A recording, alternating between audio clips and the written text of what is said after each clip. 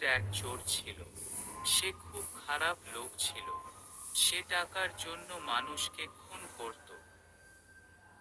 রামু বলল, এবছর আমার তো ভালো ফসল হয়েছে।